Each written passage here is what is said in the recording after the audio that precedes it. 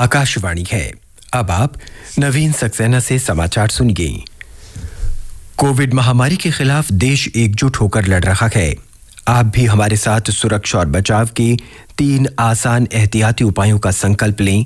Mask पहनें, 2 गज दूरी है जरूरी, सुरक्षित दूरी बनाए रखें, हाथ और मुंह साफ रखें। अब समाचार विस्तार से। प्रधानमंत्री नरेंद्र मोदी ने कहा है कि भारतीय उद्योग की क्षमता और प्रतिबद्धता दुनिया को दिखाने का यही सही समय है। उन्होंने उद्योग और व्यवसाय जगत का आह्वान करते हुए कहा कि वो आने वाले वर्षों में आत्मनिर्भर भारत के लिए अपनी पूरी ताकत लगाएं। आज वीडियो कॉन्फ्रेंसिंग के माध्यम से एसोचैम फाउंडेशन सप्ताह 2020 कार्यक्रम को संबोधित करते हुए श्री मोदी ने कहा कि अब विश्व चौथी औद्योगिक क्रांति की ओर तेजी से बढ़ रहा है।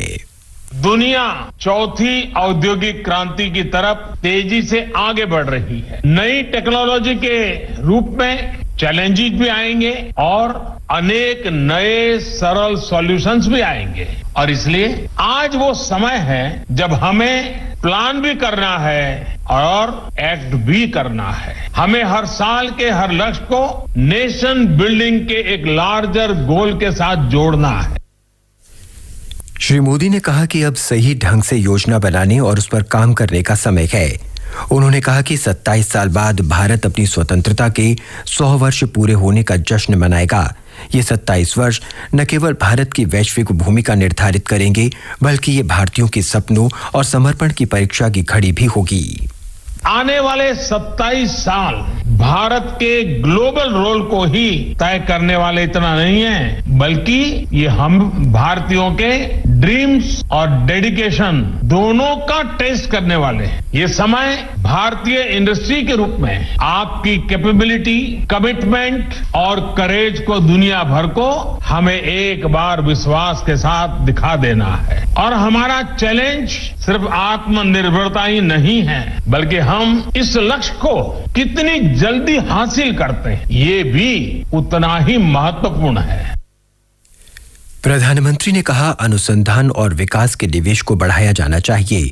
उन्होंने भारतीय उद्योग जगत से अपील की है कि वो विशेष रूप से कृषि, रक्षा, अंतरिक्ष, ऊर्जा, निर्माण, फार्मा और परिवहन के क्षेत्र में अनुसंधान और विकास के लिए निवेश बढ़ाएं। उन्होंने सभी कंपनियों से अपनी आमदनी का कुछ हिस्सा सभी क्षेत्रों में अनुसंधान और विकास कार्यों में करने को कहा। उन्होंने कहा कि कॉरपोरेट गवर्नेंस से लेकर मुनाफे में हिस्सेदारी तक जैसी दुनिया की बेहतरीन नीतियों को हमें जल्द से जल्द अपनाना चाहिए। प्रधानमंत्री ने कहा कि हमारे मुनाफा कमाने के दृष्टिकोण के पीछे समाज का व्यापक हित होना चाहिए। श्री मोदी ने कहा कि देश ऐसे उद्यमों और उद्यमियों के साथ है जो युवाओं को बहुत सारे अवसर प्रदान कर सकते हैं। प्रधानमंत्री ने कहा कि भारत का युवा नवाचार और स्टार्टअप क्षेत्र में अपना नाम कमा रहा है। आज भारत के युवा इनोवेशन के स्टार्टअप दुनिया में अपना नाम बना रहे हैं। सरकार की एक एफिशिएंट और फ्रेंडली इकोसिस्टम बनाने के लिए निरंतर कोशिश जारी है। अब एसोचैम जैसे एसोसिएशन को आपके हर मेंबर को भी ये सुनिश्चित करना है कि इसका लाभ लास्ट माइल तक पहुंचे। इसके लिए इंडस्ट्री के भीतर भी आपको रिफॉर्म्स को एनकरेज करना होगा। प्रधानमंत्री ने कहा कि कोविड महामारी के दौर में भी जब जारी दुनिया में निवेश गतिविधियां प्रभावित हुई, भारत में प्रत्यक्ष विदेशी निवेश और विदेशी पोर्टफोलियो निवेश बड़े पैमाने पर किया गया। पैंडेमिक के दौरान जब पूरी दुनिया इन्वेस्टमेंट के लिए परेशान है, तब भारत में रिकॉर्ड एफडीआई और पीएफआई आया है। दुनिया का ये कॉन्फिडेंस नए स्तर पर पहुंचे, इसके लिए डोमेस्टिकली भी हमें अपने इन्वेस्टमेंट को कई गुना बढ़ाना है। आज आपके पास हर सेक्टर में इन्वेस्टमेंट के लिए संभावनाएं भी हैं और नए अवसर भी हैं। श्री मोदी ने कहा कि दुनिया में भारत को लेकर इतनी सकारात्मक सोच पहले कभी नहीं रही। उन्होंने सफलता को 130 करोड़ भारतीयों के आत्मविश्वास का फल बताया है। प्रधानमंत्री ने कहा कि आज भारत नई ऊर्जा के साथ आगे बढ़ते हुए अपने लिए नई जगह बना रहा है। देश में शुरू किए गए सुधारों ने भारत में क्यों की सोच को भारत में क्यों नहीं में बदल दिया है। पूर्व प्रधानमंत्री अटल बिहारी वाजपेयी का जिक्र करते हुए प्रधानमंत्री ने कहा कि 21वीं सदी के शुरुआत में उन्होंने पूरे देश को राजमार्गों से जोड़ने का इरादा कर लिया था। आज देश में भौतिक और डिजिटल आधारभूत संरचना खड़ी करने का विशेष ध्यान दिया जा रहा है। सरकार देश के हर गांव में ब्रॉडबैंड संपर्क सेवा उपलब्ध कराने में लगी है ताकि गांव के हर किसान की पहुंच डिजिटल वैश्विक बाजार तक हो सके। प्रधानमंत्री ने इस अवसर पर उद्योगपति रतन टाटा को ASSOCHAM enterprise of the century पुरस्कार से सम्मानित किया। प्रधानमंत्री नरेंद्र मोदी ने कहा है कि सरकार किसानों के साथ हर मुद्दे पर बात करने के लिए तैयार है। मध्य प्रदेश के रायसेन में आयोजित किसान महासम्मेलन में कल श्री मोदी ने किसानों को भरोसा दिलाया कि हाल के कृषि सुधारों के विषय में सभी चिंताएं दूर की जाएंगी। प्रधानमंत्री ने इस बात पर बल दिया कि हाल में बनाए गए तीनों कृषि कानून किसानों के लिए बहुत लाभदायक हैं। प्रधानमंत्री ने आरोप लगाया कि विपक्षी नेता किसानों के फायदे के इन कानूनों का विरोध कर रहे हैं और भ्रामक बातें फैलाकर किसानों को गुमराह कर रहे हैं। उन्होंने कहा कि सरकार किसानों की हर समस्या पर बातचीत करने के लिए तैयार है। श्री मोदी ने लोगों से इस बात पर विचार करने को कहा कि अगर सरकार का इरादा न्यूनतम समर्थन मूल्य प्रणाली को समाप्त ही करना होता तो वो स्वामीनाथन कमेटी की रिपोर्ट पर क्यों अमल करती। उन्होंने भरोसा दिलाया कि देश में कृषि उपज का विपणन करने वाली कोई भी मंडी बंद नहीं की जाएगी। ये समाचार आकाशवाणी से प्रसारित किए जा रहे हैं। रक्षा मंत्री राजनाथ सिंह ने कहा है कि भारत अपने ऊपर किसी भी तरह के आक्रमण का मुंहतोड़ जवाब देने में सक्षम है। उन्होंने आज हैदराबाद के पास डुंडीगल में वायुसेना अकादमी की पासिंग आउट परेड को संबोधित किया। गृह मंत्री ने वायुसेना में शामिल होने वाले नए अधिकारियों से युद्ध की बदलती हुई रणनीतियों और चुनौतियों को लेकर सजग रहने और नई तकनीक अपनाने में सक्षम बनाने को प्रोत्साहित किया।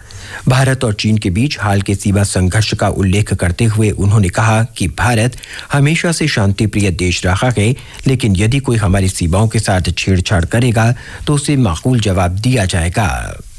नॉर्दर्न सेक्टर में हाल ही में हुए इंडो चाइना स्टैंड ऑफ से भी आप अच्छी तरह परिचित हैं। कोविड जैसे संकट के समय में चीन का यह रवैया उस देश की नीयत को दर्शाता है। यह एक नया भारत है जो किसी भी तरह के ट्रांसग्रेशन, एग्रेशन या सीमाओं पर किसी तरह के यूनिलैटरल एक्शन का माकूल और मुकम्मल जवाब देने की कुव्वत रखता है। हम किसी भी विवाद का समाधान शांतिपूर्ण और बातचीत के जरिए ही निकालने में विश्वास रखते हैं। दोनों देशों के बीच मिलिट्री और डिप्लोमेटिक चैनल्स के जरिए बातचीत हो रही है।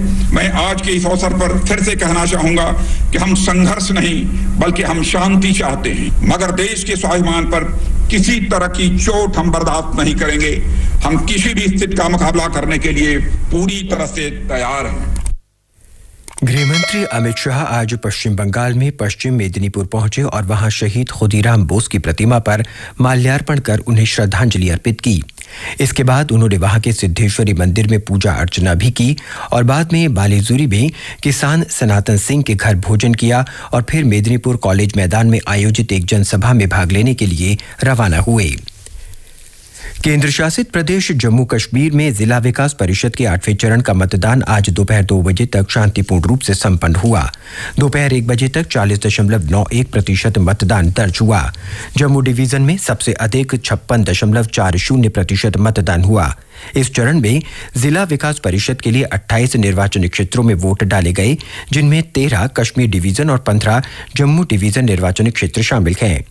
कुल 168 उम्मीदवार चुनाव मैदान में हैं, जिनमें 122 पुरुष और 46 महिलाएं हैं। एडिलेड में ऑस्ट्रेलिया ने पहले दिन और रात के क्रिकेट टेस्ट मैच में भारत को 8 विकेट से हरा दिया है। जीत के लिए 90 रन का लक्ष्य ऑस्ट्रेलिया ने 2 विकेट पर 93 रन बनाकर हासिल कर दिया। इससे पहले भारतीय टीम के आखिरी बल्लेबाज मोहम्मद शमी के चोटिल होकर मैदान से बाहर जाने के बाद भारत की दूसरी पारी 36 रनों पर सिमट गई। मेजबान टीम के लिए जोश हेजलवुड ने 5 और पैट कमिंस ने 4 विकेट लिए। इससे पहले भारत ने ऑस्ट्रेलिया को 191 रन पर आउट करके पहली पारी के आधार पर 53 रन की बढ़त हासिल की थी। इसके साथ ही ये समाचार बुलेटिन समाप्त हुआ।